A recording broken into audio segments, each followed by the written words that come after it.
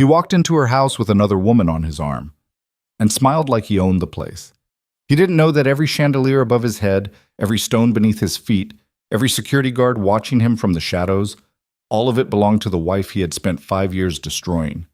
Tonight, Nico Viscari would stand in the middle of a $12 billion empire and realize, too late, that the most dangerous person in the room had never once raised her voice at him. She hadn't needed to. She had been waiting. If you want to know what real power looks like when it finally decides to stop hiding, stay with me until the very last second of this story. Hit that like button right now and drop your city in the comments below. I want to see exactly how far this story travels. Okay, see. The Hudson Valley in October had a particular kind of cold that didn't announce itself.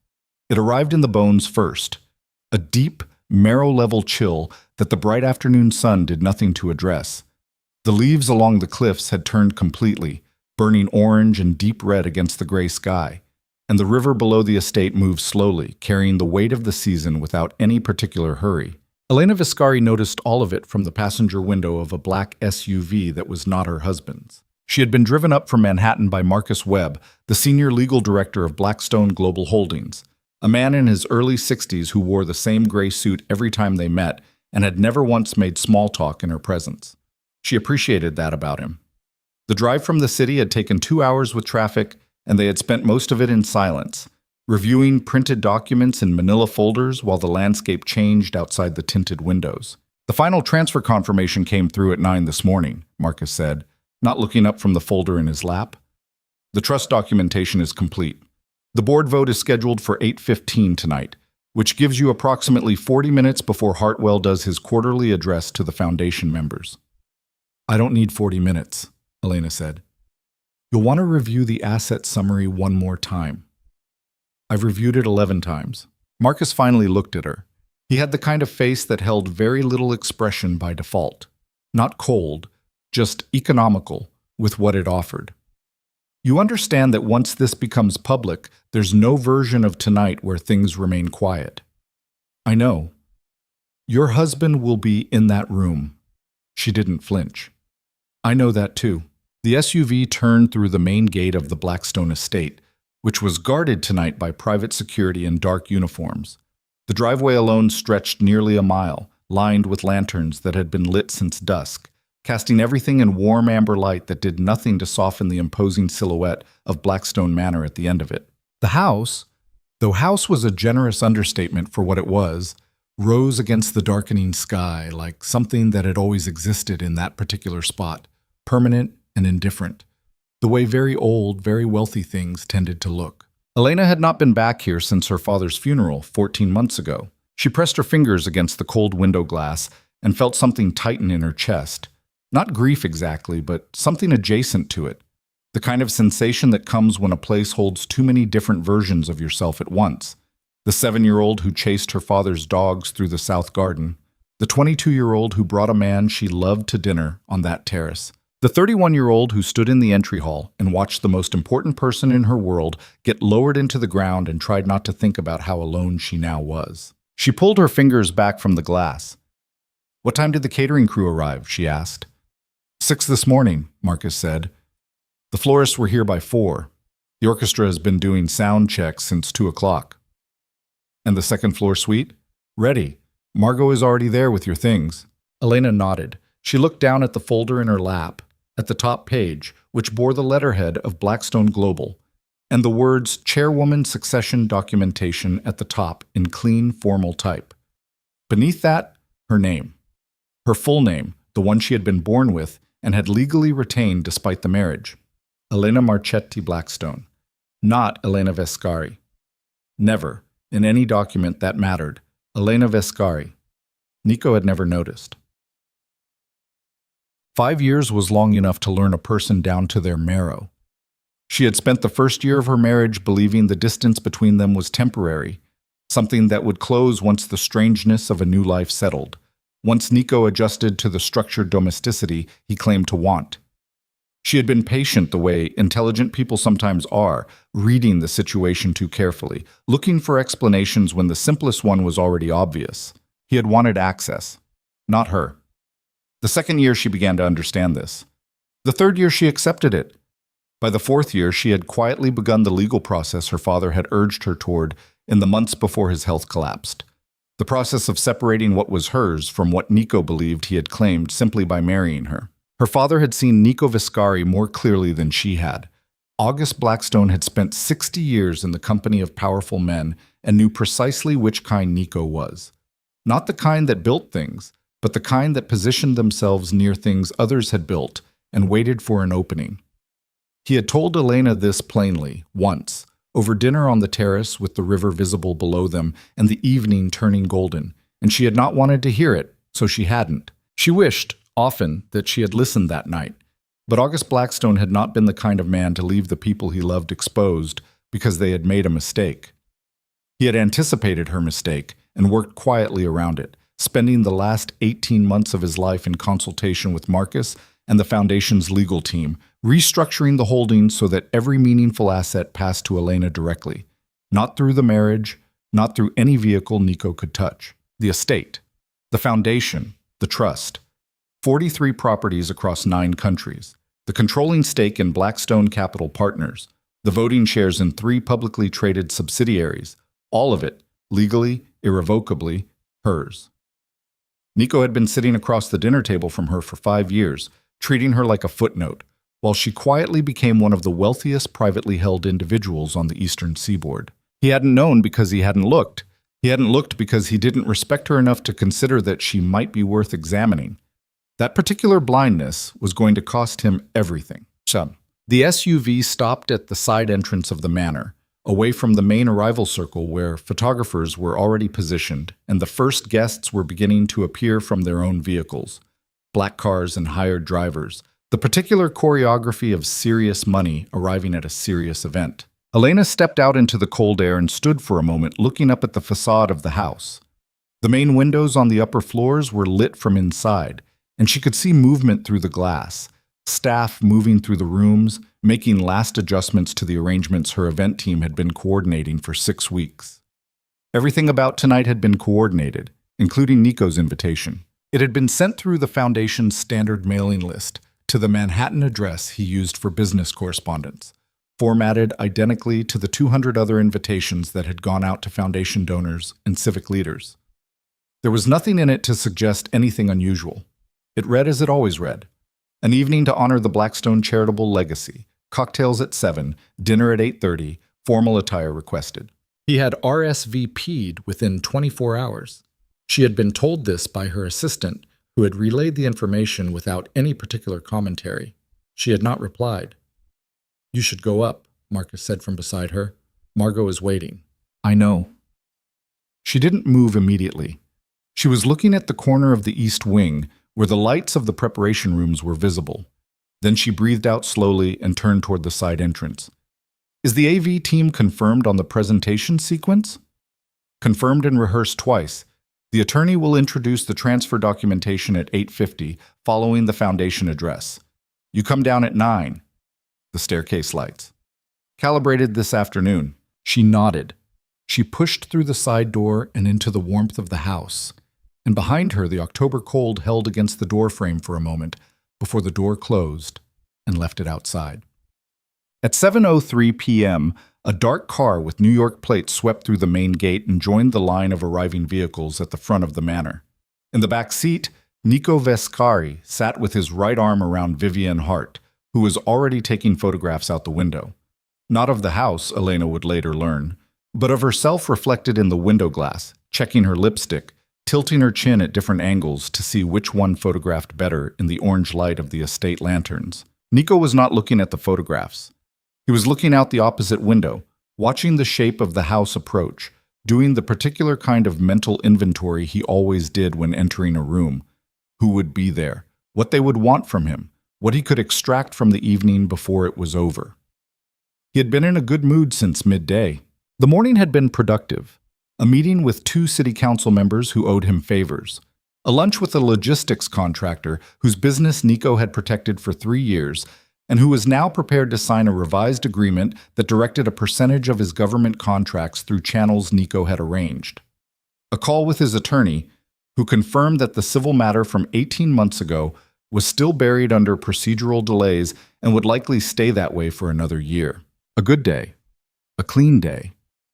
And now this, a prestigious foundation gala, an opportunity to be seen with the right people, to remind the civic and financial community that Nico Viscari was a man of standing and influence, not merely a name in certain federal case files that his attorney assured him would never amount to anything actionable. The fact that his wife's father had founded the Blackstone Legacy Foundation was, in Nico's view, essentially irrelevant.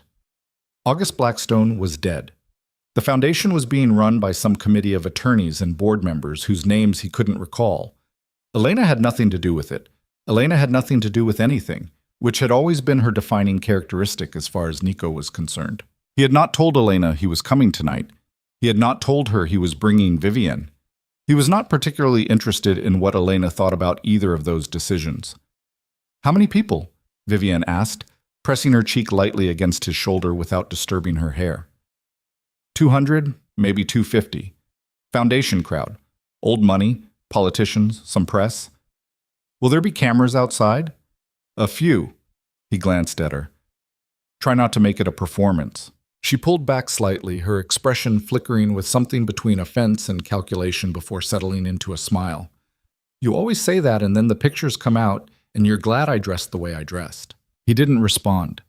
He was watching the manor now as the car slowed toward the circular driveway, and he was thinking about Harlan Drexel, a federal land commissioner who was supposed to be here tonight and whom Nico needed to have a quiet conversation with about a Port Authority assessment that had become inconveniently pointed. The car stopped. The door opened. Nico stepped out into the cold air of the estate and offered his hand to Vivian without looking at her, the way a man offers a hand to help someone upstairs. Automatic, practical, bearing no particular warmth. The photographers at the rope line raised their cameras. The flashes started. Nico smiled for them. He was good at smiling for cameras. It was a specific kind of smile, commanding, at ease, the smile of a man who did not doubt his right to be at the center of attention. He had practiced it, though he would never have admitted that.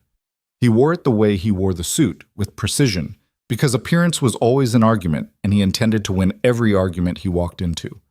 Vivian tucked herself under his arm, and the cameras loved it. Neither of them noticed the woman watching from the second-floor window. "What?" Elena stood back from the glass, far enough that she wouldn't be visible from below, and watched Nico cross the driveway with Vivian Hart pressed against his side. And she felt nothing romantic. That was done and had been done for a long time. What she felt was sharper and more specific. It was the feeling of watching something you had predicted, something you had prepared for, something that nonetheless still carried its own small sting because you were a person and not a strategy. She had known he would bring someone. She had suspected it would be Vivian specifically. The photographs had been circulating for over a year. The two of them at Formula One in Monaco, at a restaurant opening in Miami, on a yacht off the Greek coast that Elena recognized as belonging to a business associate of Nico's. She had not confronted him about any of it. People who had witnessed her marriage from the outside, the handful of people she trusted enough to be honest with, had interpreted this silence as either obliviousness or defeat. Her cousin Petra, who lived in Florence and called her twice a month with the particular combination of love and exasperation that only a family member can produce, had said to her directly, "Elena, you need to leave. You need to take what's yours and go." Elena had said, "I know. I'm working on it." Petra had not been fully satisfied with this answer, but she had accepted it, because Elena had always had her own pace when it came to the things that mattered most to her, and pushing her was generally useless. She turned away from the window now. Margot was across the room making final adjustments to the emerald gown that hung from a garment hook near the wardrobe. Margot Reyes had been Elena's personal assistant for 3 years, and had the quality Elena most valued in the people closest to her. She did not offer unsolicited opinions. She had seen a great deal, and she kept her face professionally still about most of it. 45 minutes, Margot said, without looking up from the hem she was inspecting. "I know." Elena moved to the vanity and sat down. She looked at herself in the mirror. The woman who looked back at her was 33 years old, brown-haired, broad-shouldered, with the kind of face that was easy to dismiss if you were looking for something else. She had spent a significant portion of her life being assessed and found wanting by people who were measuring her against standards she had never agreed to be measured by. She picked up a lipstick and uncapped it. The shade was dark red, almost burgundy. Her father had told her once that her grandmother had worn dark lipstick every day of her adult life, at every occasion regardless of the time or formality, because she believed it was important for a woman to have at least one element of her appearance that announced, "I am completely certain about this." Elena had thought about that a great deal in the last 14 months. She applied the lipstick carefully and pressed her lips together. "Let's talk through the sequence one more time," she said. Margot set down the hem and turned. "Board members assemble in the East Room at 8:20. Marcus does the formal introduction at 8:45. The AV presentation runs approximately 8 minutes, which covers the transfer documentation, the asset summary, and the foundation restructuring announcement. You come down at 9:02. After the asset summary, not during. After. Once the numbers are on the screen." Elena nodded slowly. "And Harlan Drexel?" "Confirmed present. He arrived with the Connecticut delegation at 7:15. "Nico will try to get to him before dinner." "Probably. Make sure Drexel is seated at table 7. That's the one by the northeast wall, away from Nico's table." "Already arranged." Elena looked at herself in the mirror again for a moment. Then she set down the lipstick and straightened her shoulders. "Good," she said. "Whoosh." The ballroom of Blackstone Manor had been built in 1927 by Elena's great-grandfather, who had believed that the rooms in which important things happened should themselves be important. The ceiling was 40 feet high, coffered in dark walnut and gold leaf, and on clear nights, the tall windows on the river-facing wall gave onto a view of the Hudson that made people stop talking mid-sentence and simply look. Tonight there were 231 guests moving through the space beneath the chandeliers, and the orchestra in the north alcove was playing something measured and sophisticated that no one was quite listening to, because the real music of the evening was the sound of 231 people doing the work that powerful people do at events like this: reading the room, identifying the useful conversations, filing away information for later use. Nico had been in the room for 11 minutes and had already made 3 calculations. The first was that Harlan Drexel had arrived, which was good. The second was that 2 of the federal investigators he recognized from the Garland Harbor matter were present, which required awareness. The third was that the guest list was more significant than he had anticipated. This was not a mid-tier charity dinner. This was a room full of people who controlled things, real things, and that meant opportunity if he moved correctly. He had released Vivian into the care of the cocktail hour, the way you release something into water.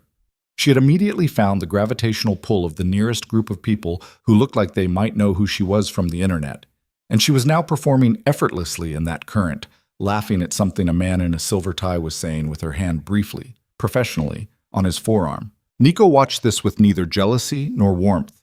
She was useful in rooms like this. She drew the cameras, which gave him something to stand adjacent to, and she occupied the social energy that he found wearing when he had other things to attend to. He had been involved with her for 14 months and did not think about the future of their arrangement much. It was what it was. He moved through the room toward the bar, exchanging greetings along the way with the particular ease of a man who understood that confidence was itself a social currency. A state senator from Albany shook his hand. A real estate developer from New Jersey clapped him on the shoulder. A woman from the mayor's policy office smiled at him over the rim of her glass in a way that was either flirtatious or calculating, and he returned the smile neutrally and kept moving, because he had learned long ago that these 2 things were often the same. He reached the bar and ordered bourbon. "Mr. Vescari." He turned. A man he didn't immediately recognize, late 40s, gray suit, unremarkable face, with very attentive eyes. "I'm sorry," Nico said, allowing a fraction of pleasantness into his voice. "Refresh me." "Thomas Aiello. I'm with the Blackstone Foundation Audit Committee." The man extended a hand. Nico shook it. "Of course. Good evening." "I wanted to say, we're very glad you could attend tonight. The Foundation has some exciting announcements, as I'm sure you're aware." Nico wasn't aware of any specific announcements, but he received this the way he received most things, with the surface composure of a man who knew everything and was simply being polite about it. "Looking forward to it," he said. Thomas Aiello nodded with a smile that lasted exactly the right amount of time before he moved on. Nico sipped his bourbon and scanned the room again. He was looking for Drexel. What he found instead, along the south wall, was a cluster of board members he recognized from Blackstone Capital, men and women whose names appeared in the Foundation's published documentation, the kind of serious, established figures who usually had the bearing of people who were present at an event but thinking about something else. Tonight they had the bearing of people who were waiting for something specific, something they already knew was coming. Nico's glass paused midway to his mouth. He read rooms for a living. He was good at it the way surgeons are good at their particular skill, through repetition and pattern recognition and a tolerance for what the readings sometimes revealed. The room was telling him something. He wasn't certain what it was yet. He set his glass down on the bar, unheld, and took a slow breath through his nose. The orchestra continued behind him. The chandeliers threw their warm, impartial light across the walnut floor. 200 guests moved and talked and laughed in the easy rhythms of a well-attended evening. And underneath all of it, like a current under still water, something was moving that he hadn't arranged, hadn't anticipated, and didn't control. He didn't know what it was, but he felt it. At 8:33 p.m., the lights in the ballroom dimmed slightly. Not to darkness, but to the particular quality of light that signals an event is transitioning from social time to ceremony. The orchestra ended its current piece and did not begin another. Guests shifted naturally toward the open floor at the center of the room, turning in the direction of the elevated stage at the far end, where a podium bore the Blackstone Foundation seal. Nico moved toward the center of the room and found a position with clear sightlines, the way he always did. Vivian appeared beside him, having navigated her way back through the crowd with her drink and a slight flush in her cheeks from whatever conversation she had been in. "What's happening?" she murmured. "Foundation remarks," he said. Quarterly address. Hartwell.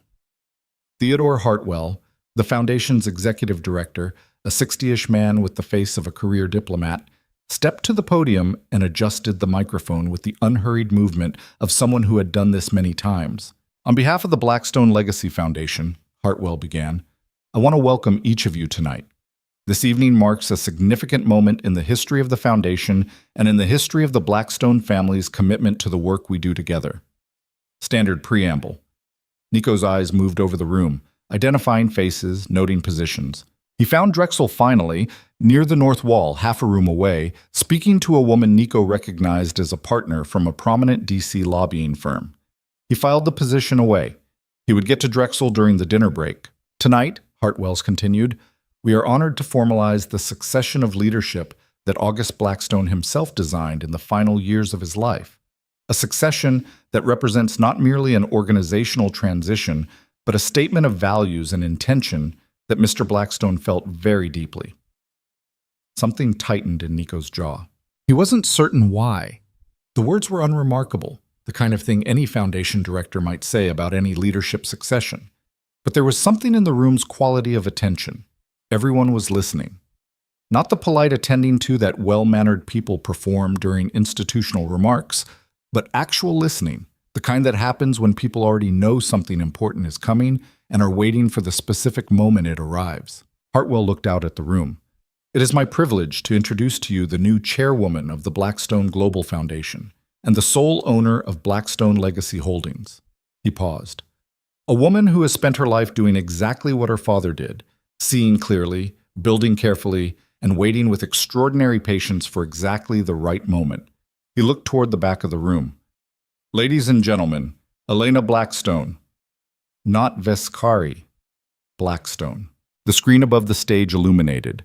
The staircase at the back of the room, the grand staircase, the one that descended from the upper floors of the manor directly into the ballroom, which Nico had walked past 3 times this evening without giving particular thought to, began to glow along its banister as the lighting system activated, marking each step in warm amber from the top to the bottom in a slow cascade, the way a runway lights up for something about to land. And at the top of the stairs, Elena appeared. Nico turned with the rest of the room. He saw her. And for a moment, a precise, terrible moment, he did not recognize her. Not because she had transformed herself in the ways he might have expected if he had thought about it at all. Not thinner, not dramatically altered in the ways people alter themselves when they want to be seen differently. She was exactly who she had always been. The woman he had shared a home with for 5 years, whose face he had looked at across tables and in doorways and over the rims of glasses without particularly registering it. Broad-shouldered, brown-haired. The face he had categorized long ago as pleasant but unremarkable. She wore an emerald gown that fit her exactly and carried herself down the stairs with a quality of movement he had never seen from her. Not performance, not practiced confidence, but something quieter and more absolute. The stillness of a person who has stopped explaining themselves and simply arrived. Behind her, 6 people in formal attire who were not staff. Attorneys and board members. Nico would recognize this fraction of a second later, but in the first moment he simply registered them as people who moved behind her the way weight moves behind a center of gravity, because she was the thing they were organized around. The room erupted in applause. Not polite applause.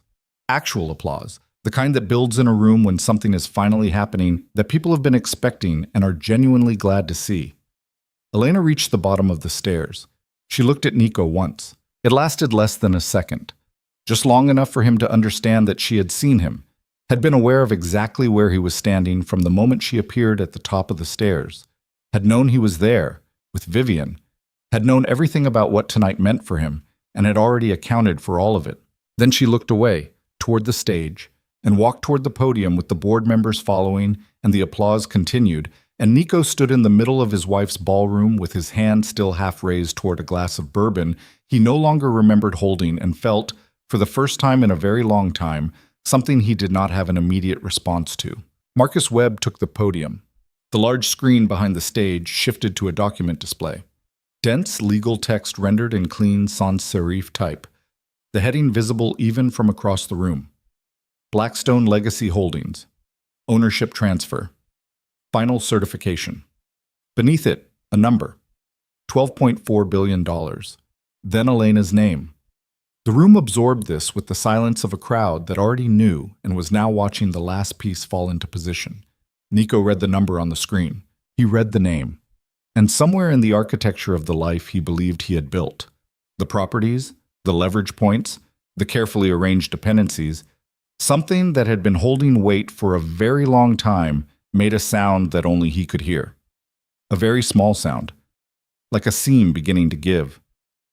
He looked at Elena, who was standing at the podium now and speaking to the room in a clear, steady voice, and he thought, she planned this. She planned all of this. Then Vivian said something beside him.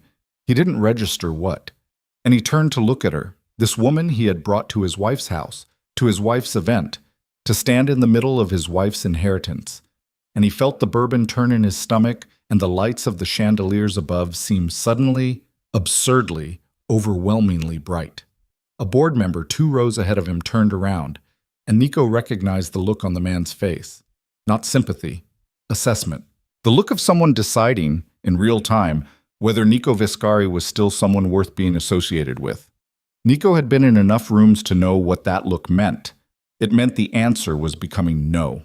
He set his jaw and looked back at the stage where his wife, his quiet, forgettable, overlooked wife, was standing in her emerald dress in front of the room's most powerful people and speaking in the voice of a woman who had been waiting 5 years for this particular night. And he understood, with the cold clarity of a man who had always been better at seizing opportunities than recognizing when he had squandered one, that he had made the worst mistake of his life. And the worst part, the part that would stay with him through everything that was about to follow, was that she had never once asked him not to make it. She had simply waited, while he looked away, while he stopped paying attention, while he convinced himself that the most dangerous thing in his life was external. Federal investigations, rival families, political exposure, while the actual danger sat across from him at dinner and read books and said very little and accumulated, quietly, irrevocably, everything. The screen behind Elena shifted to the asset summary. The numbers filled the room.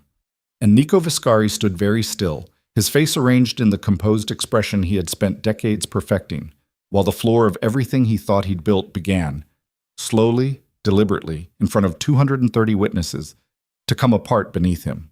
But the applause had not fully died when Nico started moving. He didn't run. Running was not something Nico Viscari did, not physically, not in the way it would have looked to the room. but he moved with a purpose that was just short of running, cutting through the outer edge of the crowd toward the east corridor, his jaw tight and his breathing already off the rhythm he usually maintained in public.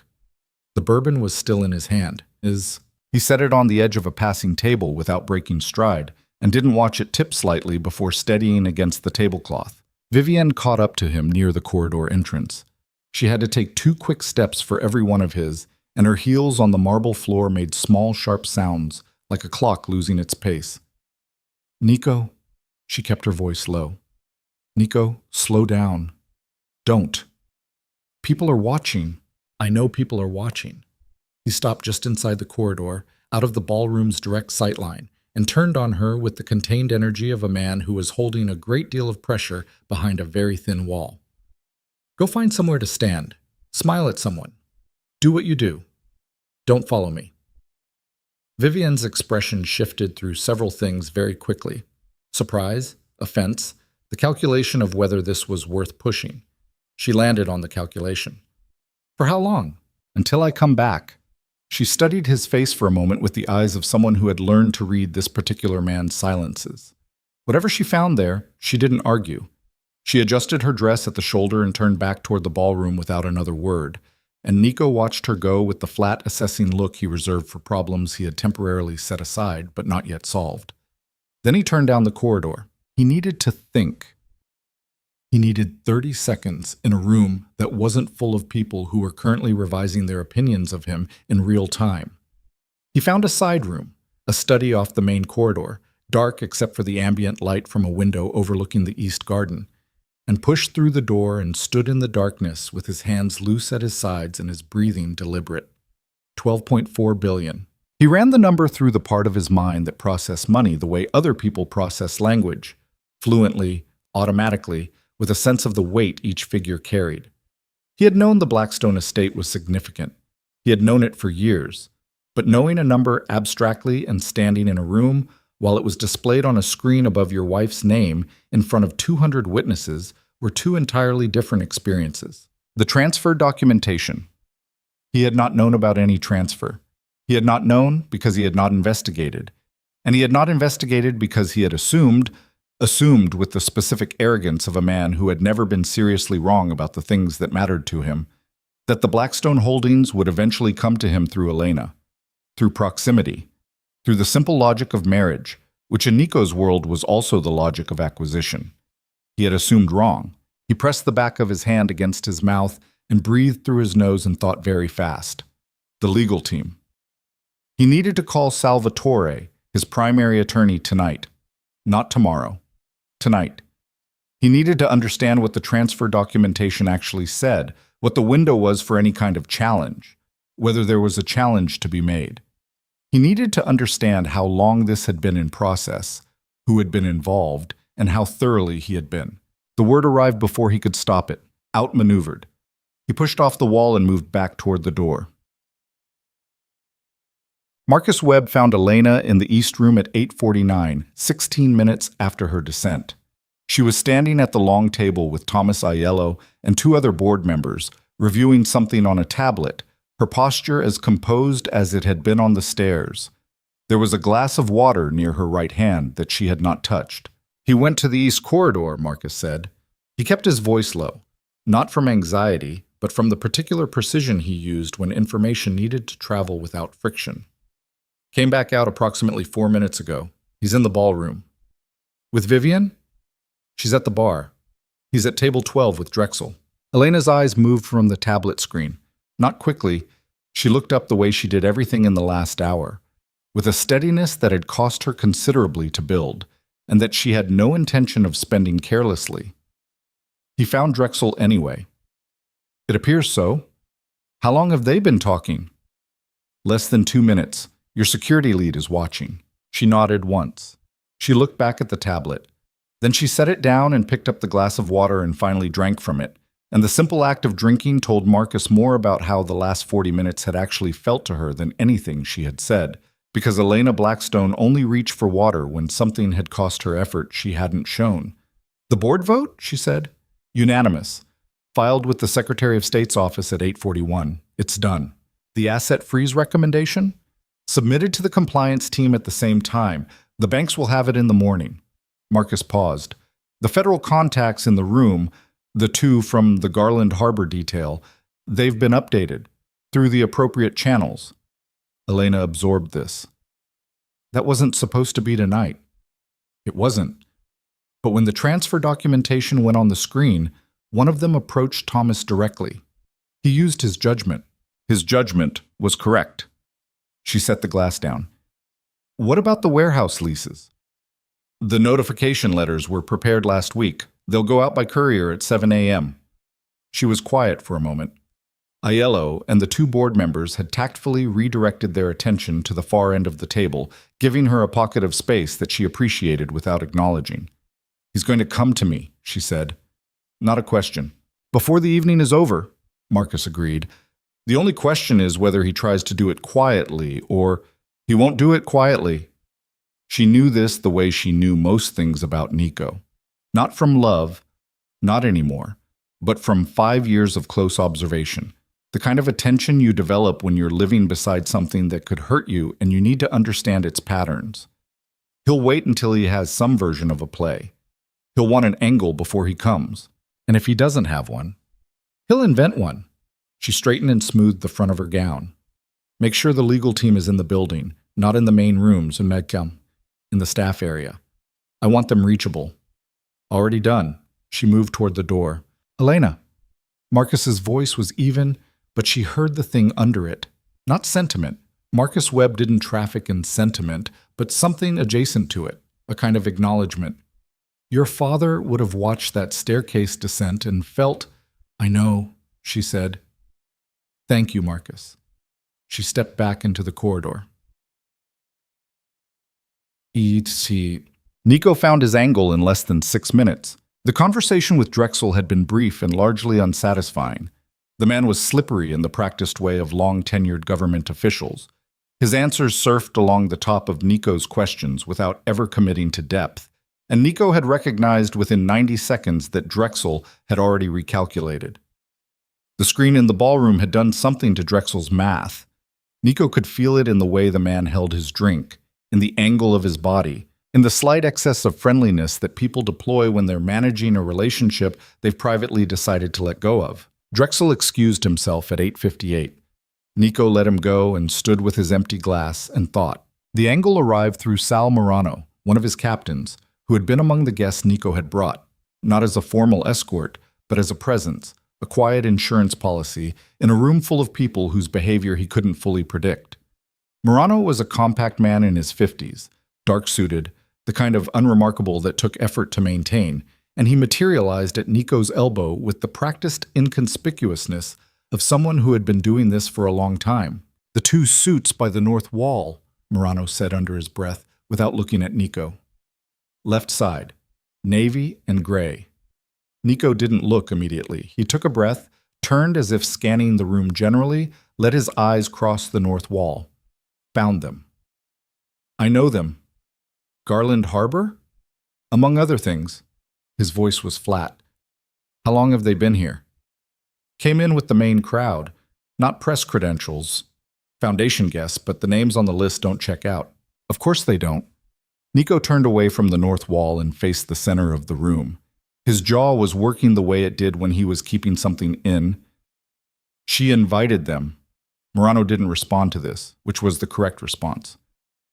Who else did she invite? Nico said, and it wasn't quite a question.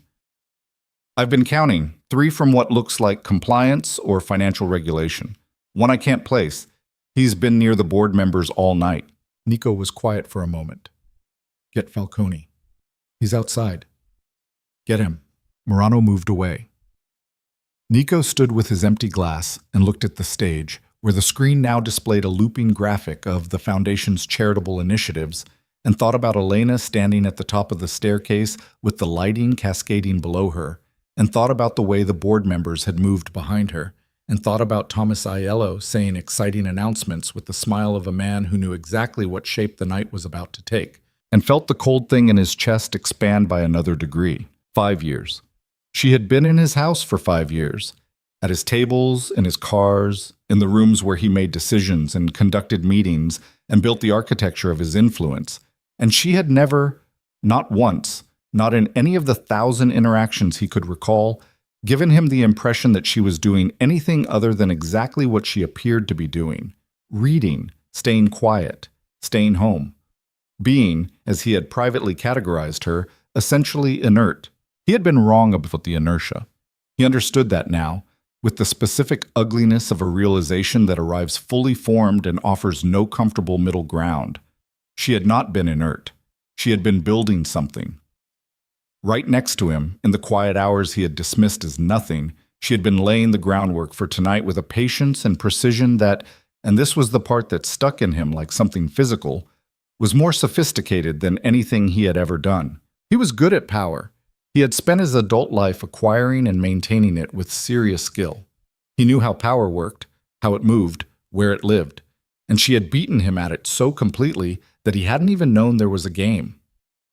Falcone appeared at his other elbow, older than Morano, less tidy, with the faintly weathered look of a man who had spent his working life solving problems that couldn't be discussed in documentation. "Boss, the warehouse leases on the Riverside cluster," Nico said.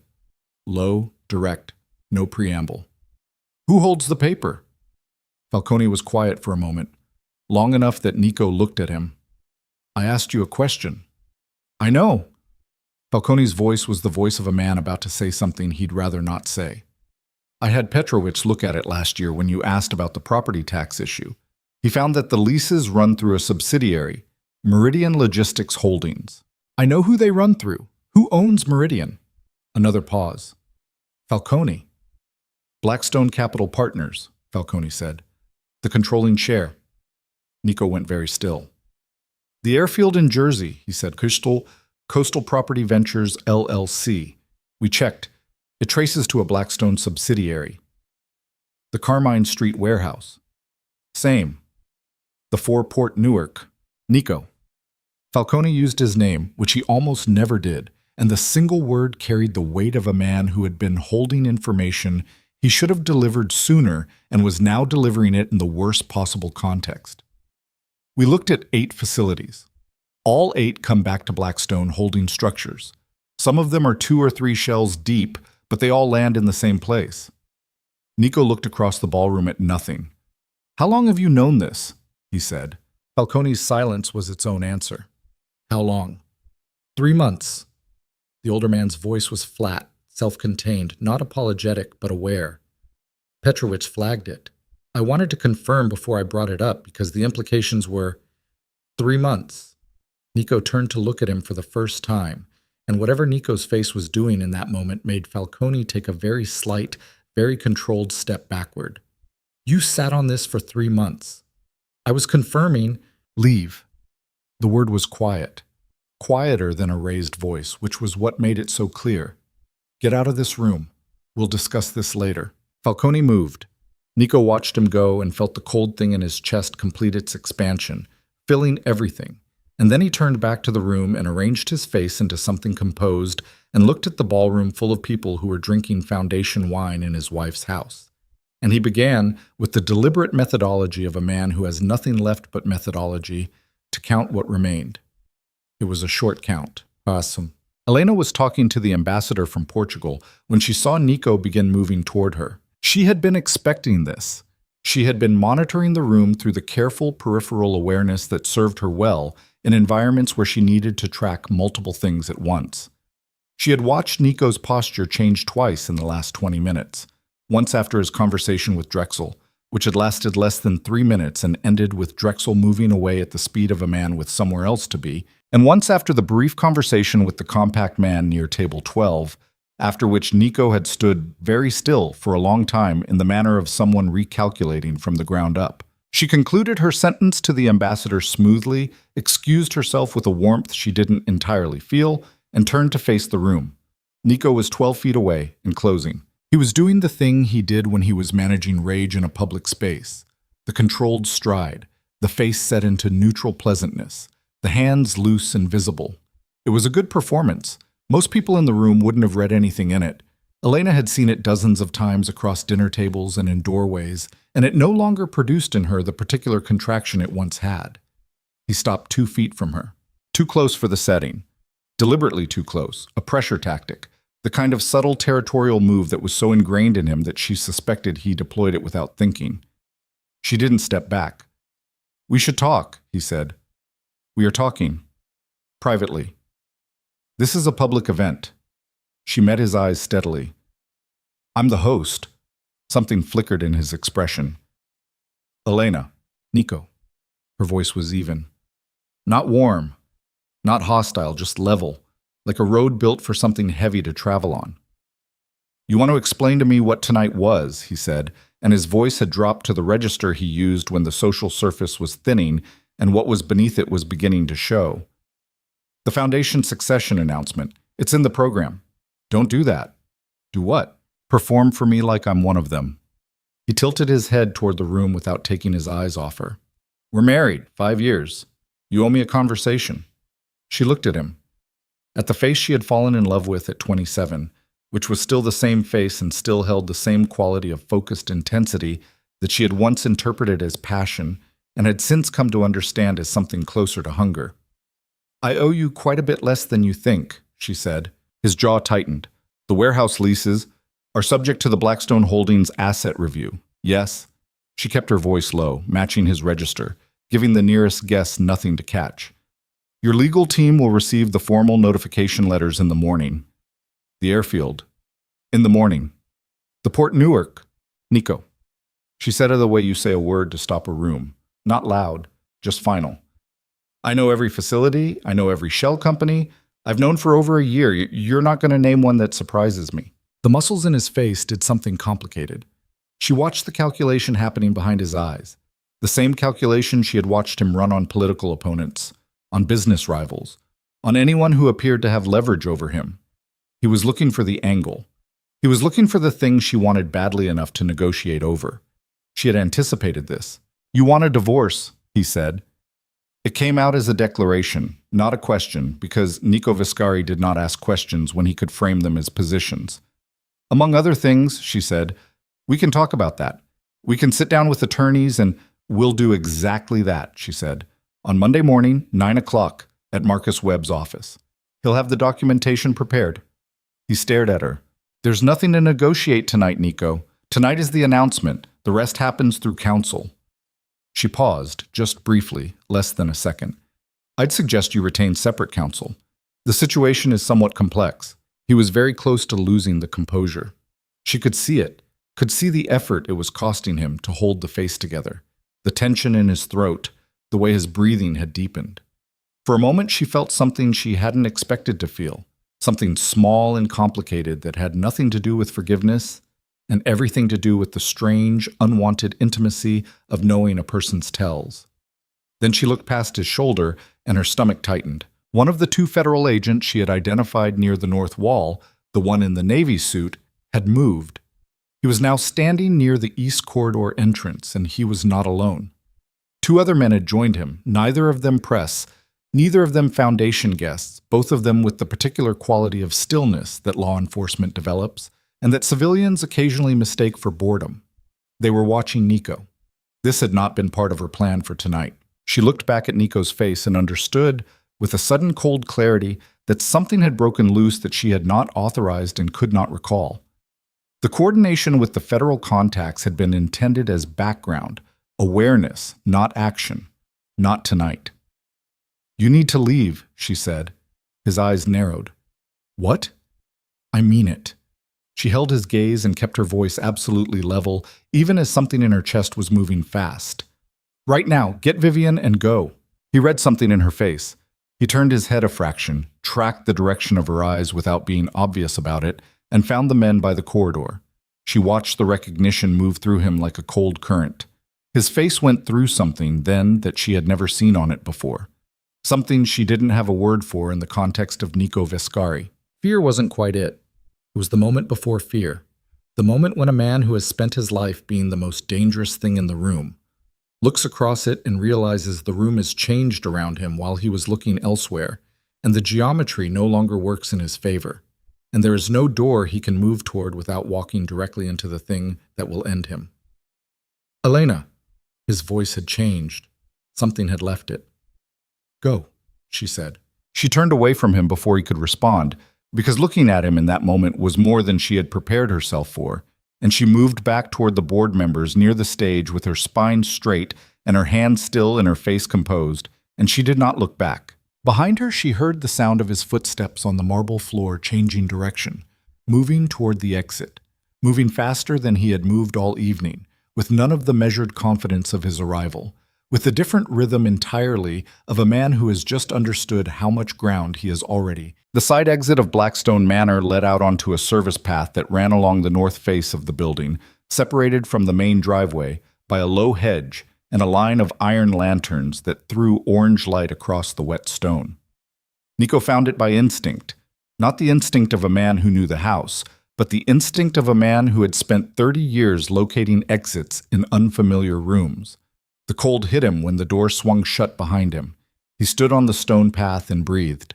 The sounds of the gala continued on the other side of the wall. Muffled orchestra, the low, continuous roar of 200 people talking. And he listened to it the way a person listens to a sound coming from underwater, present but distorted, belonging to a different medium than the one he was currently standing in. Vivian was not with him. He had gone past her table without stopping, had said her name once, had kept walking when she didn't immediately follow, and had not looked back to see whether she had understood that following was mandatory. He would deal with that later. Right now, he needed 30 seconds without anyone reading his face. He pulled out his phone and called Salvatore. 3 rings, 4, voicemail. He hung up and called again immediately. Voicemail. He stood with the phone in his hand and looked at the hedge line and thought about the 2 men in the corridor and about Elena's face when she had told him to go. Not the composed face she had been wearing all evening, the one she had built and brought down the staircase like armor, but something underneath it, something that had lasted less than a second before she locked it away again, something that had looked almost like warning. She had not been warning him away for her benefit. She had been warning him away for his. He understood this now, and the understanding sat in his chest like something swallowed wrong. His phone buzzed. Not a call. A text from a number he recognized as belonging to one of his city council contacts, a man named Ferrara, who had been present in the ballroom and who communicated in the compressed, stripped language of someone who had learned to be careful about what he put in writing. Heard the announcement, calling tomorrow. The calling tomorrow was the part that mattered. Not calling tonight, not calling immediately. Tomorrow, after the dust had settled. After Ferrara had made his own calculations about what Nico Vescari's reduced influence meant for the arrangement between them. Tomorrow was the beginning of distance. He pocketed the phone and pushed back through the side door into the building. He found Vivian in the east corridor, not at her table where he'd left her, but standing near the corridor entrance with her clutch held in both hands and her expression carrying the carefully managed quality of someone who had been waiting long enough to feel something about it, but had decided not to show that feeling until she understood what was happening. "Are we leaving?" she said. "In a minute. You walked past me. I know." He didn't apologize. He almost never apologized, and she almost never required it. It was one of the functional arrangements of what they were to each other.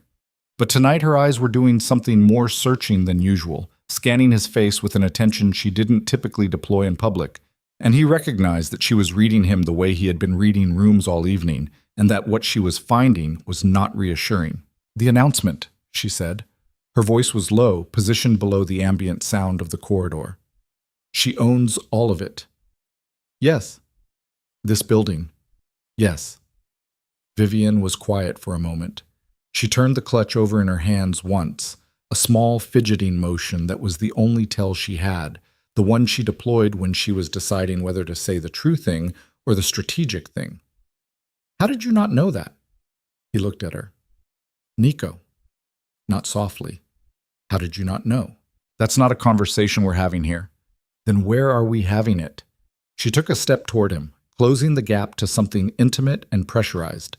She smelled like the perfume he had bought her in Paris 8 months ago, which was currently an entirely unwelcome detail. "Because I've been standing in a room full of people who are all looking at you and then looking at me, and I've been smiling for 2 hours, and I would like to understand what I have been smiling inside of." He held her gaze. The thing he felt was not affection and not anger.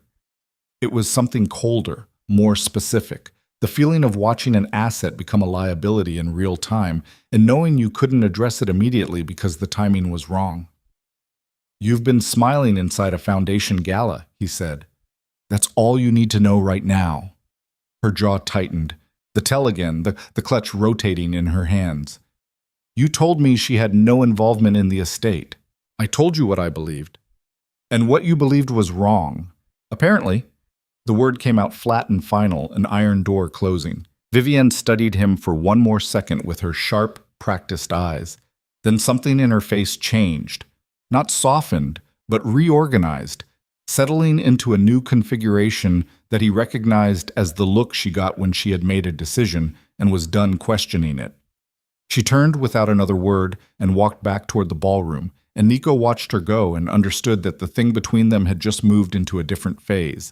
He would deal with that later. He had a more immediate problem. The room he found was a small library off the main corridor. Dark wood, shelves floor to ceiling, a desk with nothing on it. He didn't turn on the lights. He sat in the chair behind the desk in the near dark and finally got Salvatore on the phone on the third attempt. "I need you to pull everything on Blackstone Capital Partners," he said before Salvatore could speak.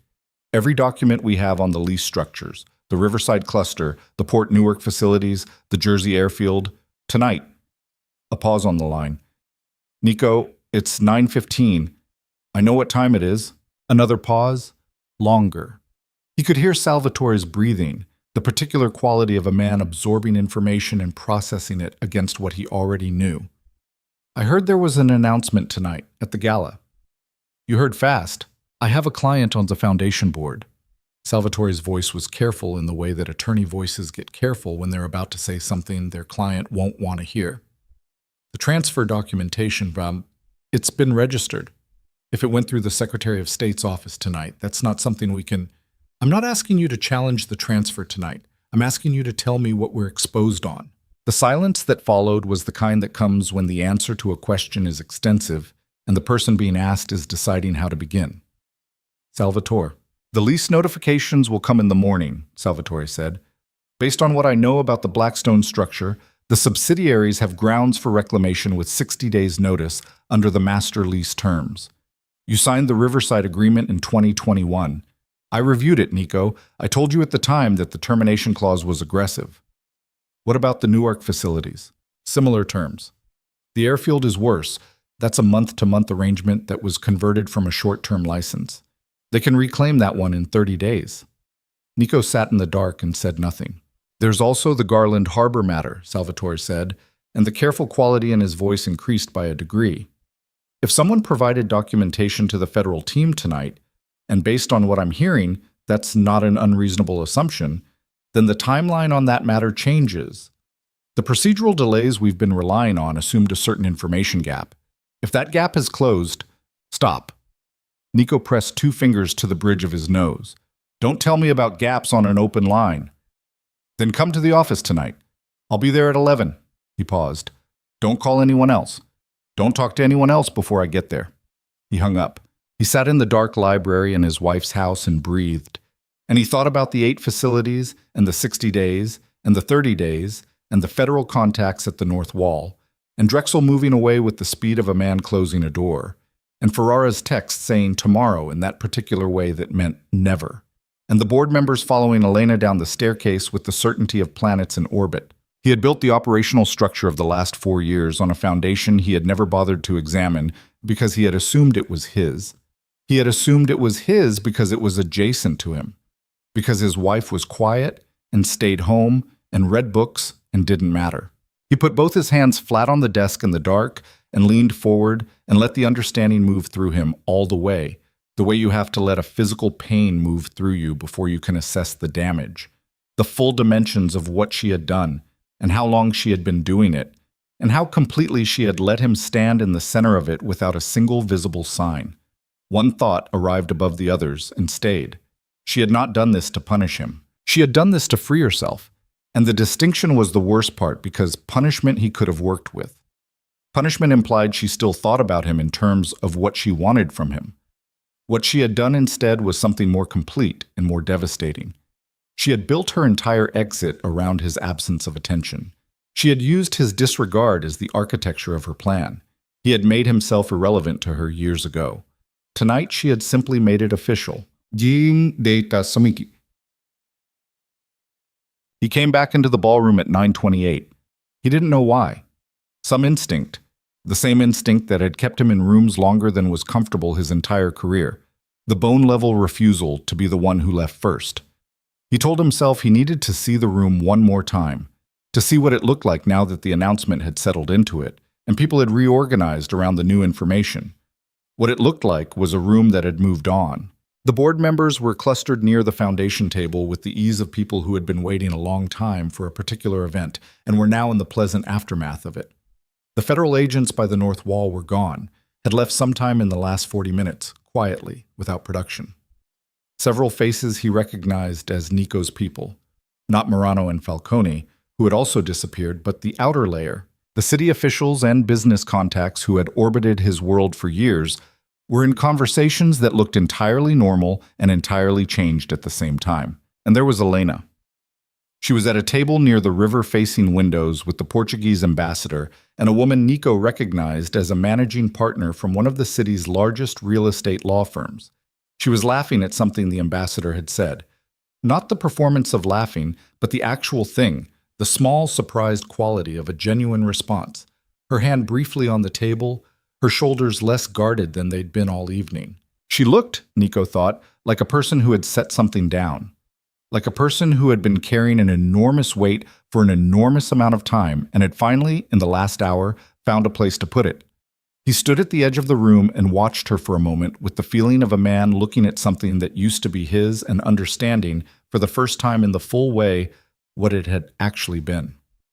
Morano appeared beside him. "We have a problem," Morano said.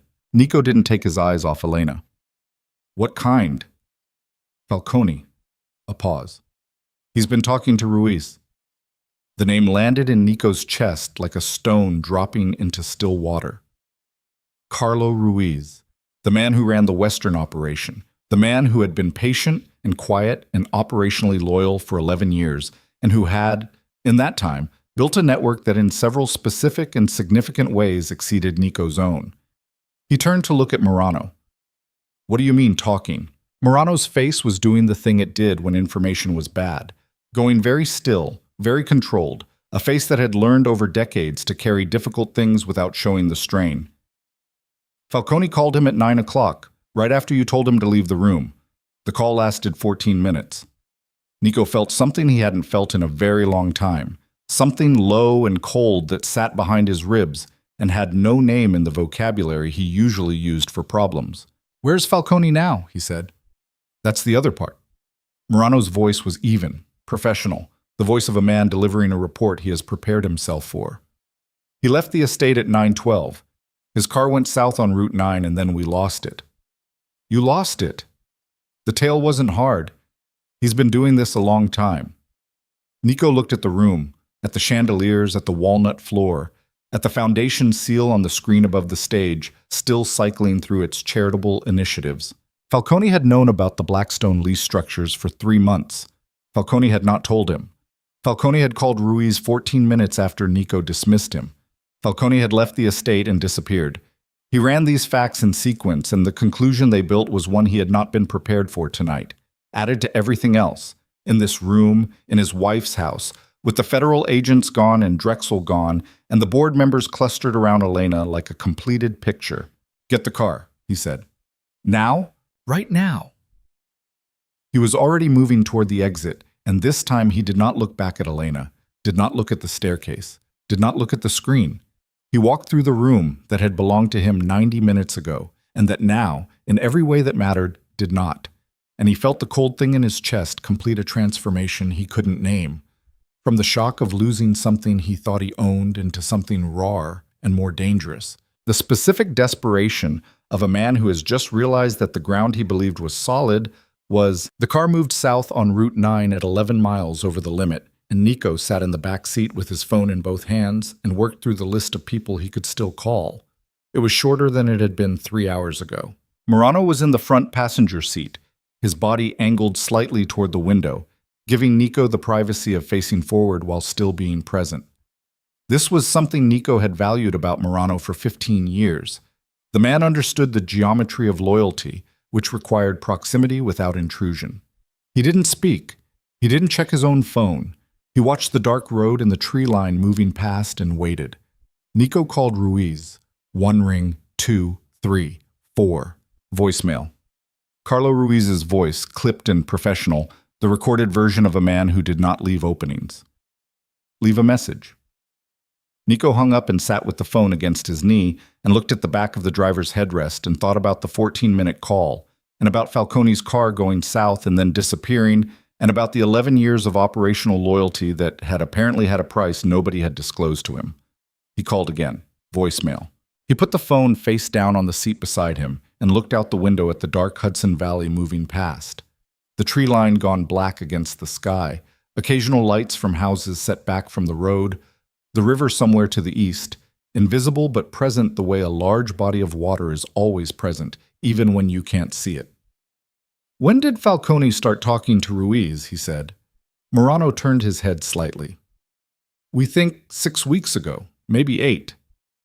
You think? I'm telling you what I know. What I can confirm is the call tonight. The prior contact is... Morano paused. Circumstantial. But the pattern is there. What pattern? 3 meetings in the last 2 months between Ruiz's people and 2 of Falcone's contacts in the Jersey operation. We thought it was standard coordination. A pause. We were wrong. Nico was quiet. The car hit a rough patch in the road and vibrated through the undercarriage, and he felt it in his spine the way you feel things when your body is already running too hard. Amplified. Slightly wrong. The physical world insisting on its presence when your mind wants to be somewhere else. Did you know? He said. Morano turned all the way to face him. The ambient light from the dashboard caught the side of his face. No. Nico looked at him for a long moment, reading the face, reading the eyes. 15 years was long enough to know a person's tells, and Morano had almost none, which was why Nico had kept him close. The steadiness looking back at him now was the steadiness of a man telling the truth, not because truth was always the safest option, but because in this particular moment, with this particular man, the lie would have been worse. All right, Nico said. He picked up his phone again. Salvatore's office was in Midtown, on the 31st floor of a building that didn't advertise its tenants.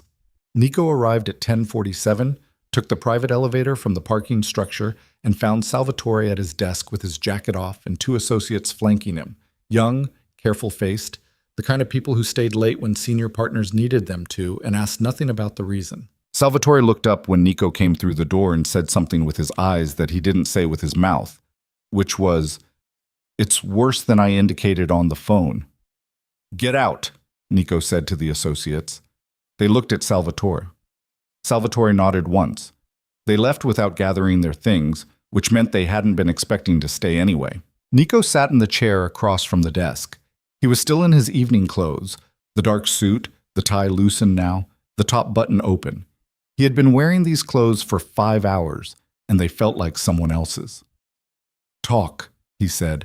Salvatore pulled a printed document from the top of the stack and turned it so it faced Nico across the desk. The asset freeze recommendation went to 3 banks tonight: Commerce First, Meridian Capital, and the Atlantic Corridor Fund. Based on the compliance documentation submitted, which is extensive and which I have to tell you is very well constructed, the freeze is likely to be implemented by 6 a.m. Nico looked at the document without touching it. Which accounts? The operating accounts for 4 of the shell structures, the Riverside Cluster Management account, the logistics subsidiary that handles the Port Newark coordination. Salvatore's voice was the voice of a man delivering a diagnosis, professional and precise, and carrying the specific weight of information that cannot be undelivered. And the personal account attached to the Meridian Holdings, LLC. The personal account. The one that held 14 months of operational revenue that Nico had been rotating through the structure in preparation for a longer-term relocation he'd been planning quietly for the last 2 years. The account that was supposed to be 2 shells deep and untraceable. "How?" he said. "The documentation package they submitted tonight includes internal transfer records going back to 2020. Salvatore leaned forward slightly. "Nico, someone gave them the internal records. This isn't forensic reconstruction. Someone handed them a map. Nico's hands were flat on the arms of the chair. He pressed his fingers into the upholstery. "Falcone," he said. Salvatore's expression confirmed it without words. "For how long?" "Based on the documentation range, at least 8 months. Possibly a year." "A year." Nico looked at the surface of the desk, at the grain of the wood, and did the math that arrived when he placed 8 months of Falcone's access against the timeline of everything he'd been building. The warehouse expansions, the Newark coordination, the conversations with Drexel about the Port Authority assessment. Every structural decision he'd made in the last year with Falcone in proximity, absorbing information the way a dry surface absorbs water. Every room Falcone had been in, every call he'd been present for, every number he'd had access to. "Where is he now?" Nico said. "I don't know." "Best guess." Salvatore pressed his lips together.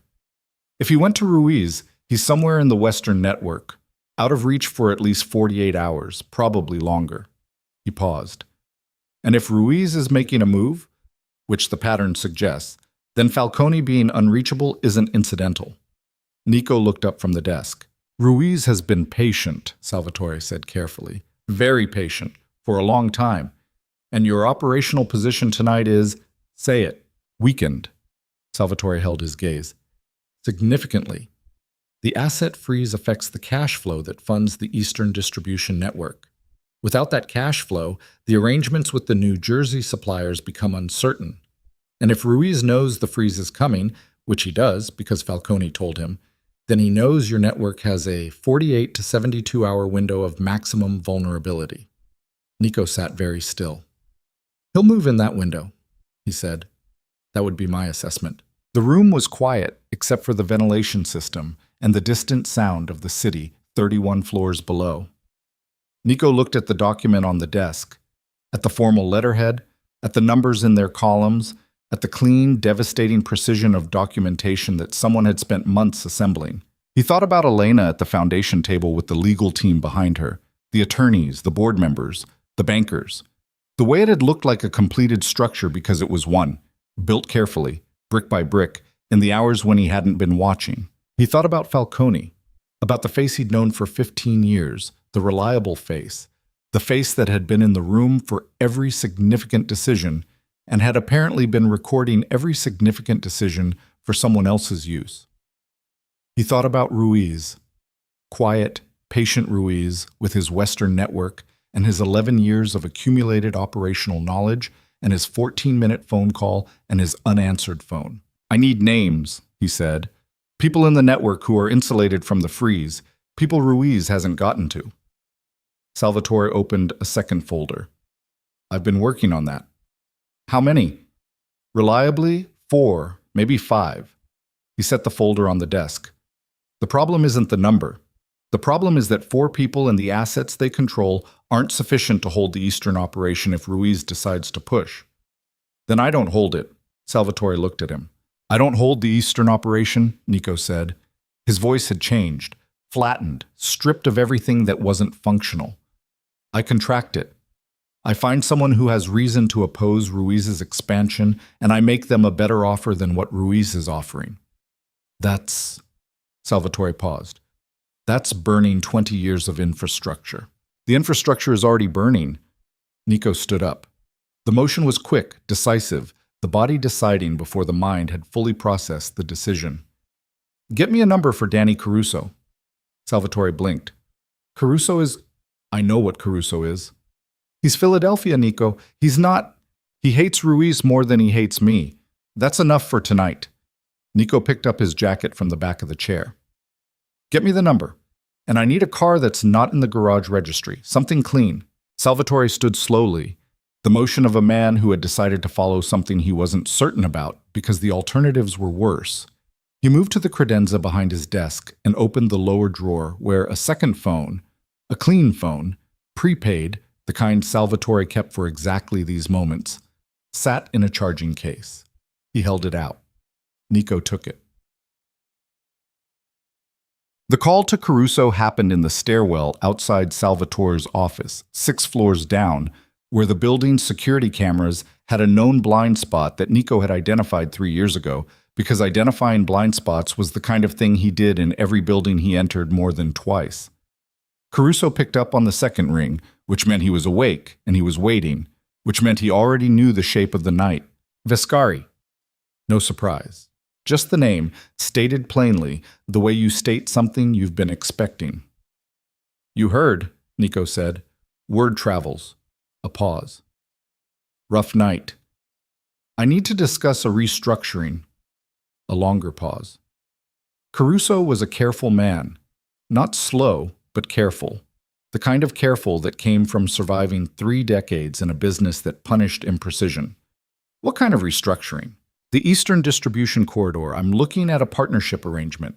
Someone with existing infrastructure who could absorb the northeastern nodes in exchange for favorable terms on the supply chain.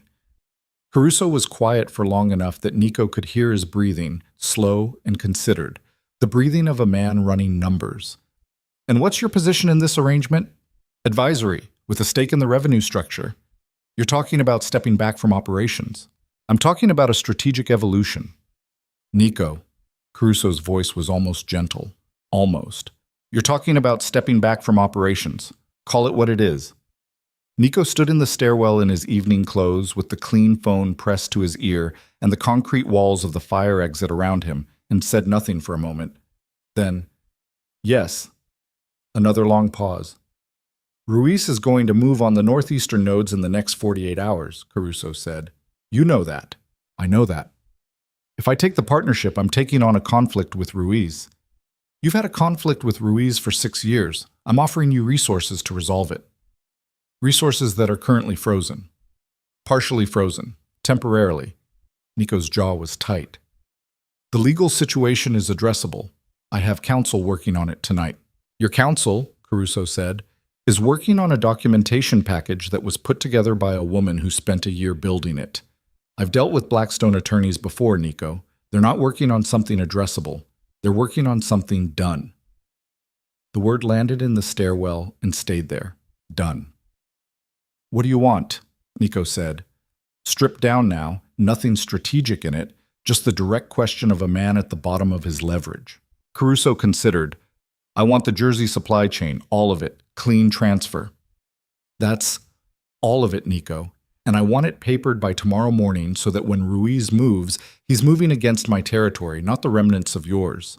Another pause. That's the deal.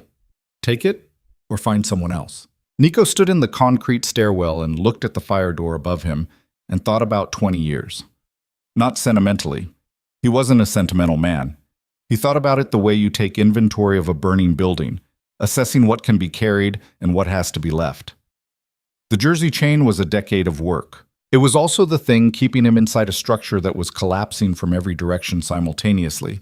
The asset freeze, the federal documentation, Ruiz's positioning, Falcone's defection. He could hold it and lose everything, or he could release it and have something left to stand on. Tomorrow morning, he said, I'll have Salvatore call your counsel. Smart. Caruso's voice shifted slightly. Not warmer, but more present. The shift a man makes when a deal has been struck and the terms are satisfying. One more thing. What? The gala tonight. What happened up there? A pause. I'm not asking for details, but I need to know. Are we dealing with federal interest in your name specifically, or is this civil? Nico looked at the fire door. He thought about the 2 men at the north wall and about Elena's face when she looked past his shoulder and saw them and said, Go in that particular voice that had nothing performed in it. I don't know yet, he said. Caruso absorbed this. Then I'd suggest you find out before the morning. The line went quiet for a moment. And Nico, for what it's worth, your wife played a hell of a hand. The line went dead.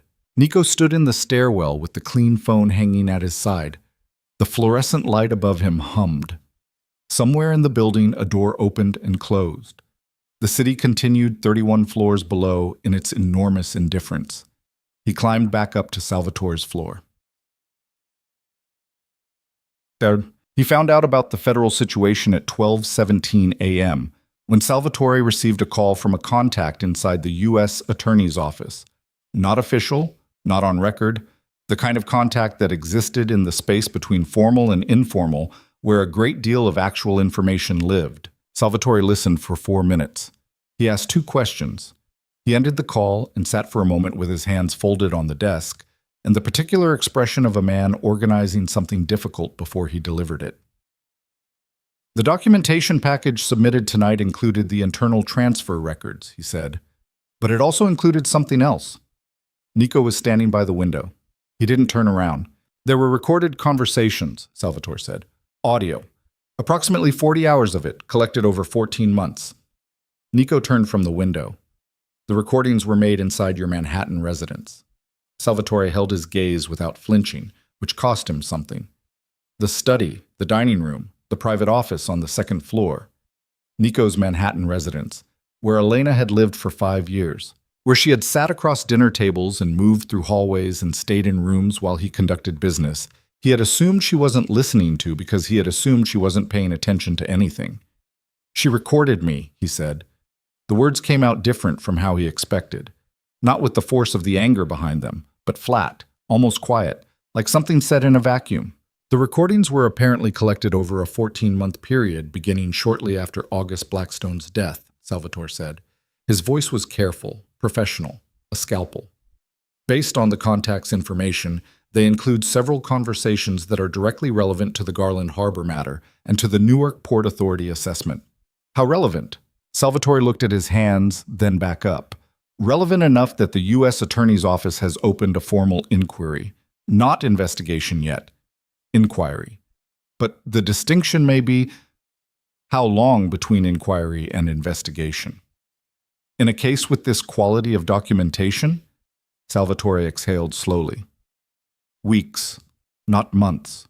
Nico stood at the window with the city spread behind him, all that cold light, all those buildings full of people sleeping or working or moving through their lives in the particular obliviousness of people who were not currently standing in a midtown law office at 12 in the morning, watching everything they built come apart in a sequence that had apparently been orchestrated by the woman they had dismissed as their most boring possession. He thought about Elena in the study on a Tuesday evening, reading, while he took a call he didn't bother to step out of the room for because he had long since stopped accounting for her presence. He thought about how many Tuesday evenings there had been, how many calls, how many rooms he had conducted business in while she sat in the corner with a book and her dark red lipstick and her particular quality of patient, undemanding stillness. And he had looked through her, looked past her, looked at everything in the room except her, because she was the thing that didn't require watching, the thing that wasn't dangerous, the thing that didn't matter. He pressed his palm flat against the cold glass of the window. Get me whatever the contact can give you, he said, and call Caruso's counsel tonight. Don't wait for morning. Salvatore was already reaching for his phone. One more thing, Nico said. He was still facing the window. The city below moved in its small lights. The divorce documentation, whatever Marcus Webb has prepared for Monday morning. He paused. I want to see it before she presents it. I can request a preview through... I don't want to request it. He turned from the window. His face in the office light was stripped down to something that had no performance left in it, no social composure, no commanded authority, nothing arranged for an audience. Just the face itself, with all the weight the night had deposited on it. I want to understand what she's asking for. Salvatore looked at him for a long moment. Then carefully, why? Nico picked up his jacket from the chair. Because I want to know, he said, if there's anything left that she's willing to leave me. He walked to the door. Behind him, Salvatore sat with the phone in his hand and the open folders on his desk, and the particular expression of a man who had spent 30 years in rooms where difficult things happened and who recognized, in the quality of silence Nico Vescari left behind him, something he had not expected to find in a man like that. The specific, unmistakable sound of someone deciding who they were going to be. The Monday morning meeting was scheduled for 9 o'clock. Elena arrived at Marcus Webb's office at 8:40, which was her habit. Not early enough to seem anxious, early enough to have the room settled and her own breathing steady before the other party arrived. She had slept 4 hours the night before, which was more than she had expected. The gala had ended at 11. She had stayed until the last board member departed. She had walked through the empty ballroom alone while the catering staff broke down the tables around her, and she had stood for several minutes at the river-facing windows in the dark, looking at the water below, feeling the specific exhaustion that comes not from exertion, but from the release of sustained tension held for a very long time. Then she had gone upstairs and slept. Marcus had coffee waiting. He poured it without being asked and set it on the conference table in front of her chair and sat across from her with his own folder and his gray suit and his face that held its usual economy of expression. The asset freeze was implemented at 6:14 this morning, he said. Commerce First and Meridian Capital confirmed. The Atlantic Corridor Fund is pending, likely by noon. Elena wrapped both hands around the coffee cup. And the courier notifications? Delivered to the warehouse management addresses at 7 a.m. The Riverside cluster manager called the Blackstone Holdings legal line at 7:22. We did not return the call. The airfield? No response yet. We expect one by end of day. She nodded. She looked at the folder on the table. The divorce documentation, the asset separation agreements, the formal legal landscape of unwinding a 5-year marriage that had been, in its essential architecture, a long-running miscalculation. She had reviewed every document twice. She knew every figure. She was prepared for all of it. What she was not entirely prepared for was what Marcus said next. His attorney called at 7:50, Marcus said, Salvatore Greco. He requested a pre-meeting conversation. A pause. He said Vescari wanted to come in early, alone, before counsel. Elena looked up from the folder. Before counsel, she repeated. That was the request. She sat with this for a moment. Outside the conference room window, Manhattan moved in its Monday morning rhythm, taxis and pedestrians, and the flat gray October sky doing nothing in particular. She thought about Nico in Salvatore's office at midnight, which her security lead had confirmed through sources she didn't ask to identify. And she thought about what a man does in the hours after everything shifts beneath him. And she thought about the particular quality of his voice when he had said her name outside the ballroom. That second time, near the end, when something had left it. What time did he ask for, she said. 8:30. She looked at the clock on the wall. 8:47. He's late, she said. He arrived at 8:31, Marcus said. He's been in the waiting room. Elena set down her coffee. She told Marcus to give her 10 minutes alone with him. Marcus's face did the thing it did when he disagreed with something but had decided not to argue about it. A slight compression at the corners of his mouth, quickly resolved. He gathered his folder and left the conference room, and a moment later the door opened again and Nico Vescari came in. He looked like a man who had not slept, not the managed, functional sleeplessness of someone who had stayed up working, the deeper kind, the kind that comes from a night spent in a different relationship with yourself than you had been in the morning before. His suit was dark and clean, because Nico always dressed with precision, but the precision tonight had the quality of an effort rather than a habit. The lines around his eyes were deeper. His jaw held a tension that his face hadn't released. He stopped just inside the door. They looked at each other across the conference table. Elena did not stand. She did not gesture to a chair. She waited, because she had been waiting for a long time, and she was still better at it than he was. Nico pulled out the chair across from her and sat down. He put his hands flat on the table and looked at them for a moment before he looked at her. I'm not here to negotiate, he said. I know. I'm not here to ask you to... He stopped. Started again. I'm not going to sit here and tell you that you should have handled this differently, or that you owed me a conversation first. I know what I did. I know what I didn't do. His voice was measured, stripped, carrying none of the authority he usually wore in rooms like this. I'm here because I wanted to look at you and say it directly, without the attorneys in the room. Elena said nothing. She was watching his face the way she had learned to watch it over 5 years, not for what it showed, but for what it held behind what it showed. The thing she found there now was unfamiliar. She had seen him angry, strategic, contemptuous, charming, and cold. She had not seen this. What she was looking at now was something close to honest. I treated you like you weren't there, he said, for 5 years. I treated you like something that came with the estate. Not a person, not... He stopped again. The jaw tightened. I convinced myself it was practical, that the marriage was a structure, not a... He looked at the table. I was wrong, not about the structure. I was wrong about you. The room held this. Elena sat with it without filling it immediately, because there were things that deserve space before a response. and this was one of them. She looked at the man she had loved genuinely at 27, the man who had looked at her and seen an asset and called it a relationship, the man who had brought another woman to her father's house and smiled for cameras while doing it, the man who was sitting across from her now with his hands flat and his face open in a way she had never seen from him in 5 years of mornings and evenings and the particular intimacy of shared spaces. She thought about what it had cost him to walk through that door 17 minutes early and sit in the waiting room until she was ready. It didn't change anything about the documents on the table. It didn't change the 5 years. But it was, and she was honest with herself about this, because dishonesty was a thing she had decided in the last year to stop doing even internally. It was not nothing. "I know what you're facing," she said. Her voice was even, not cold, not warm, present. "The federal inquiry, the operational exposure, Ruiz." She watched his eyes when she said Ruiz and saw the confirmation there, the slight shift that told her she had the shape of it right. "I didn't design all of that.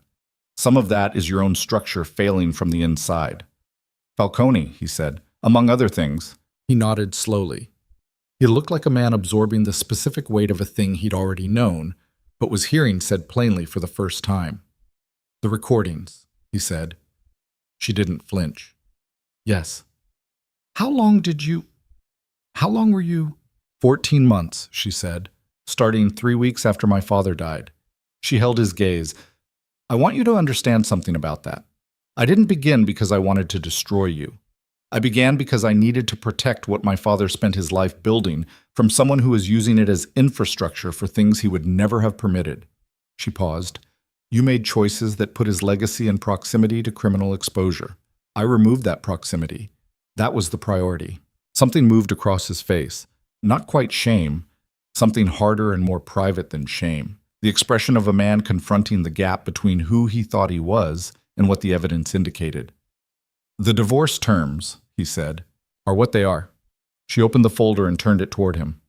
"Marcus prepared this. My legal position is clear. There's nothing in there you can challenge successfully, and I'd ask you not to try. Not because I'm worried about the outcome, but because it extends a process that neither of us benefits from extending." He looked at the documents without touching them. He was quiet for a long time. "The Manhattan residence," he said, "is in the documents. You have 60 days. Another silence. "Nico." She said his name not as a pressure, but as a call to attention, the way you say a name when you need someone to look at you. He looked at her. "Sign the documents. Cooperate with your counsel on the federal matter. And I mean cooperate genuinely, not strategically. Whatever arrangement you've made with Caruso, see it through and then step back from the operational life. Actually step back." He stared at her. "You know about Caruso. I know about a great many things." Not unkindly. "I've had 14 months of very good listening practice." Something almost happened in his face then. The ghost of something that in a different life, in a different version of the two of them, might have been the dark edge of a laugh. It didn't quite arrive, but it passed through, and she saw it, and she noted it in the register she kept of things that were true about him that his public self never showed. "What do you want me to do?" he said. And it was not a strategic question. It was the question of a man who had exhausted his own answers and was asking someone else's in genuine earnest. She considered it. "Start with the documents," she said. "The rest follows from there." He reached across the table and picked up the pen. Assam. Marcus came back in at 9:03. He found Elena standing at the window and the signed documents on the table and no Nico Vescari in the room, and he looked at the documents and then at Elena with the particular attention of a man who was not going to ask a question but was leaving the space for an answer if she wanted to give one. She didn't offer one. She turned from the window and sat back down and pulled the documents toward her. "Get the counter-signatures processed today," she said. "I want the filing complete before end of business." "Of course." Marcus gathered the documents with the efficient care he gave everything. Then, at the door, "Are you all right?" She thought about the question, not the social version of it, but the actual question, directed at the actual her, which Marcus Webb had earned the right to ask through 3 years of proximity and discretion. "Yes," she said. "I'm all right." He nodded and left. She sat alone in the conference room for a moment. The city moved outside the window. A pigeon landed on the ledge briefly and then left. Somewhere in the building a phone rang and was answered, and the muffled sound of someone's Monday morning problem moved through the walls and faded. She thought about her father, about the evening on the terrace when he had told her plainly what Nico was, and she had not listened, and he had not said "I told you so" later because he was not that kind of man.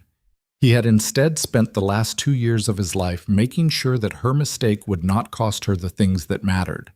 He had done it quietly, methodically, in the same way he had built everything, without announcement, without drama, with the steady accumulation of careful work over time. She missed him with the particular texture that grief develops after 14 months.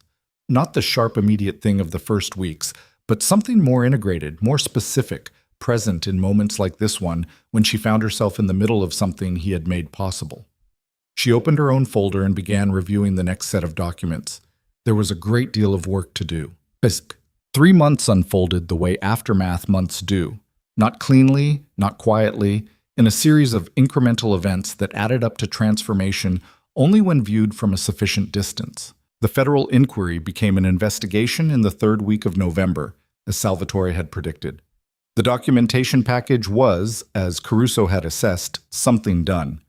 Nico cooperated, which surprised some people who had known him and did not surprise Elena at all, because she had watched his face across a conference table at 8:30 on a Monday morning and understood that the man who had walked through that door was a man who had already decided that the version of himself he'd been was a thing he was finished with.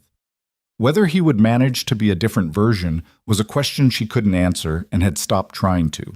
He gave testimony in December. The investigation moved up the chain towards several of his former political contacts and away from him specifically, which was the arrangement his cooperation had purchased, and which Salvatore handled with the grim professionalism of a man who was good at his work even when the work was difficult. The Caruso arrangement held. The Jersey supply chain transferred cleanly. Ruiz moved on the northeastern nodes in the 1st week of November and found them occupied by Caruso's people, and the conflict that followed was expensive and brief, and resolved without directly involving Nico, which was the point. By December, the map had redrawn itself around the new reality, and Nico's name had moved from the center to the margin of the operational world he had occupied for 2 decades. He moved out of the Manhattan residence on a Thursday in late November. Elena was not there. She had arranged to be at the estate that week, not as avoidance exactly, but as the simple logistical fact that there was no version of being present for that particular event that would have been useful to either of them. She heard from Margot that he had taken very little. The furniture remained. The kitchen was untouched. He had taken his clothes, his books, which she had not known he had not known there were books he kept privately, and found this detail unexpectedly affecting.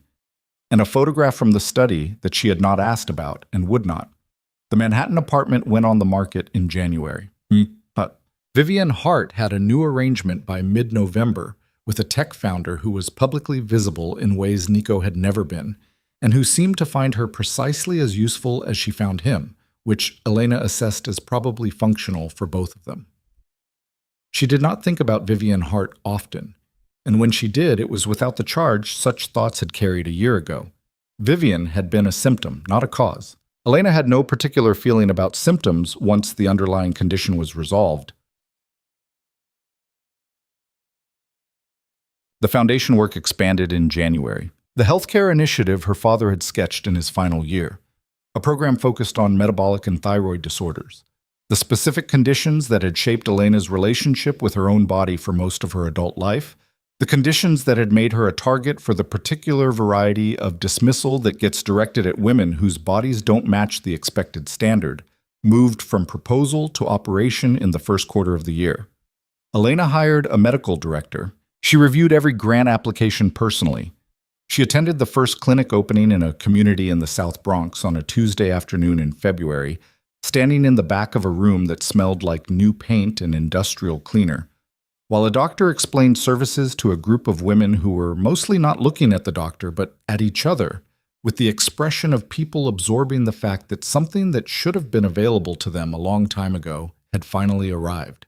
Elena stood in the back and watched this and felt something in her chest that was not complicated and did not require analysis.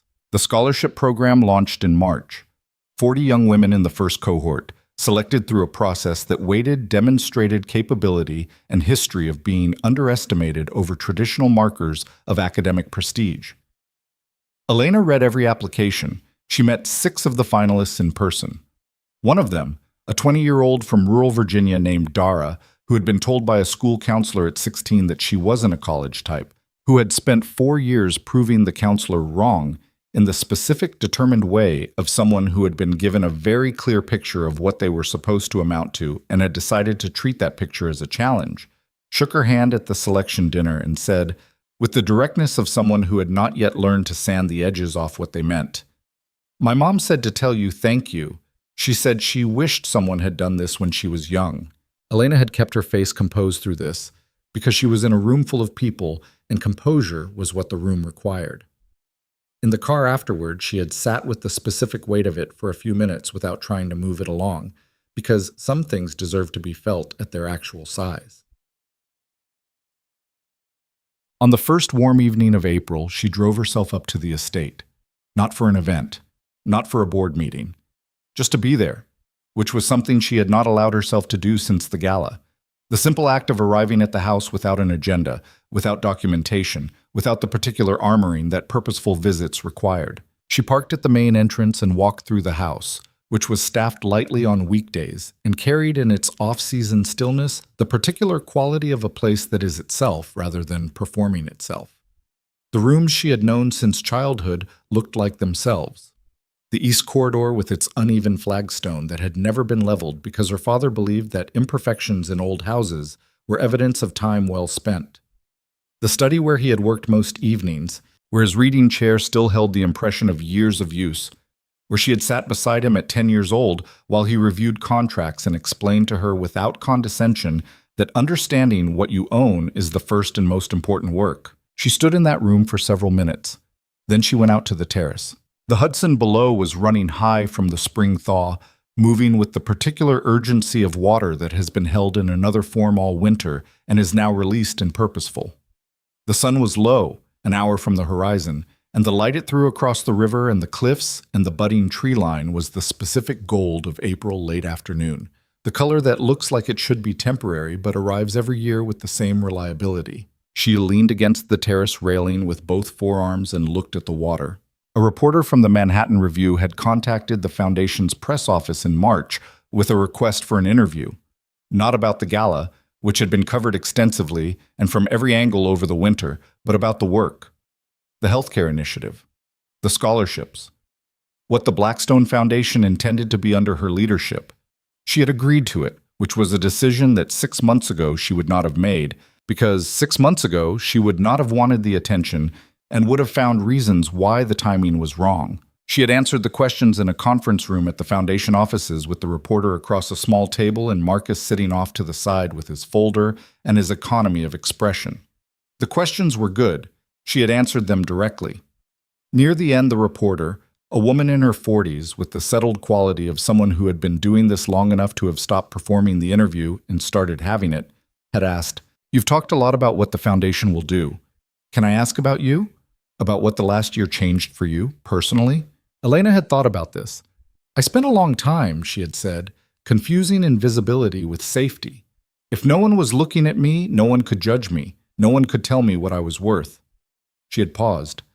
The problem is that the same invisibility that protects you from judgment also lets other people define you. And if you're quiet long enough, you start to accept their definition. Not because it's true, just because it's the one that's been in the room the longest. The reporter had waited. "What changed," Elena had said, "is that I stopped accepting it. Not dramatically. It was mostly paperwork and patience." A pause.